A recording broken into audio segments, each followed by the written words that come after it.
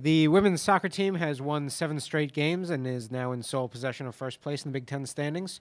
Badgers travel to Maryland on Saturday to play the Terrapins at 6 p.m. Head coach Paula Wilkins is here. We'll have some opening comments and take questions. Thanks. I'm happy with the results this weekend against Michigan and Michigan State. Obviously on Friday or Thursday night, dramatic fashion to come back and score 3 goals, unanswered goals in the second half to come back and beat Michigan, who was a very good team. And then to turn around and come off that emotional high to beat a very good Michigan State who doesn't give up a lot of goals on our senior day was a great experience this weekend. Very excited to be home for a couple days and get a little bit healthier, rested up, and Kelly said, is to get back in and get some training in to prepare for Maryland. So it's going to be a good test for us on Saturday.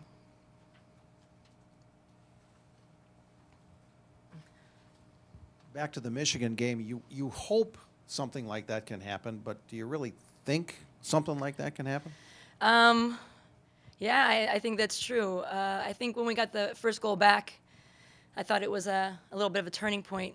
One of the biggest sayings in soccer is that 2-0 lead is the worst lead to have, because once the other team gets a goal back, then there's some momentum shift on their way. I think when you have 6 seniors on the field and they see the end of their season coming, it becomes a little bit more real to them. And if you look at our stats, all 6 goals were scored by seniors. So they were able to do that. I looked in my coaching career of being assistant coach and head coach. I don't know if that's ever happened to me in my 21 years of coaching, which made me sit and think, really, I haven't done that before. So I'm really happy with their effort. And that's all we talk about all the time is what's your effort. And at the end of the game or in the second half, they didn't give up. And that was, I told them, the true test of their resilience. Well, it doesn't seem like that long ago that you were sitting up there kind of trying to figure out how to score goals. And, a month later, you guys have won 7 in a row. What's the biggest takeaway from this run that you guys have been on?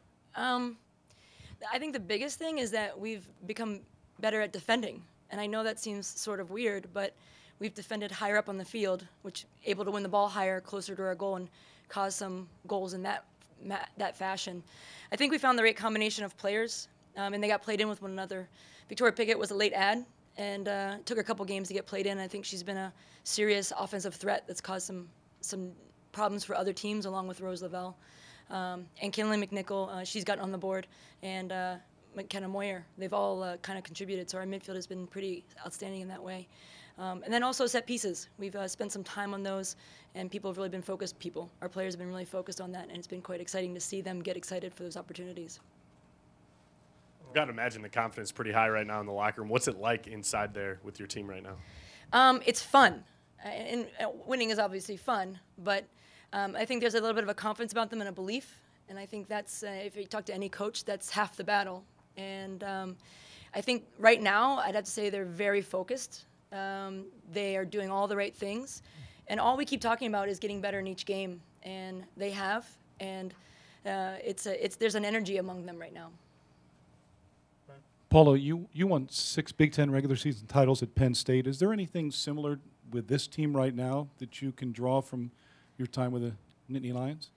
I'd have to say the defending aspect, and maybe that's my forte, but they've done a great job defending as a team. And we talked about some of the goals that we're scoring now, but we're also getting some shutouts. And it's not just the defenders, the back line, and the goalkeeper. It's everyone from front to back, and they're willing to defend together. And that's been something very similar. And then you have a couple special players who can do some special things, and that really kind of makes the difference in a season. The team kind of talked about last year changing the culture, and that was a key focus. And now you're right in the chase again this year. You won the Big Ten tournament title last year. You just surpassed 100 career Big Ten wins. What's it been like to establish the culture here and bring it from Penn State now to Wisconsin and find consistent success? It's been fun because it's always been based on the players and their decisions. They have to decide what they wanted out of this program. In 2 years, they did that. But it's now nice to know as a coach that you'll have leadership in spots where you don't have to worry about certain things, whether it's where the balls are, the cones are. And I know that seems like a small thing for a coach, but that means that they're focused on all the little details, and that translates to the field. And that's one thing we talked about in the middle of the season, is that the details weren't getting taken care of. And each player needed to step up in their role. And that's part of the culture. Whether it's a player who plays all 90 minutes or a player who doesn't play any minutes, they all have a special role, and they need to take care of all their details. Looking at the Big Ten standings, you guys are at the top, and you have 4 teams behind you ranked in the top 25. What do you think of that? I think that's great. I think that the beginning part of our season wasn't the greatest. We put ourselves behind the 8 ball a little bit.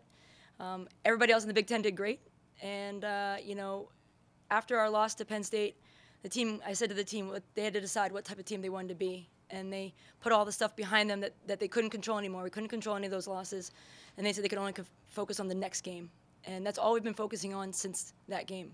So, everything will fall where it needs to be, but all we can do is take care of the next game.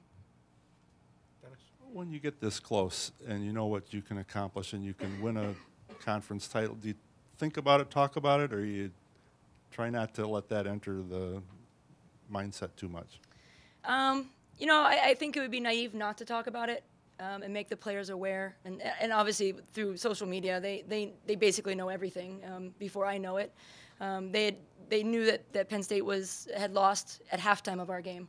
So I don't know how that happens, but it does. And so I think it's naive to say that you can't talk about it, but I think you have to recognize it and then realize, like what we say all the time is, you can't control the other team. You can't control the referee. You can't control the weather. You can't control any of that. The only thing you can control is what you can do, and that's our week of preparation and our focus and our work rate. And so we start with those, and then we build off of that. So there is some excitement.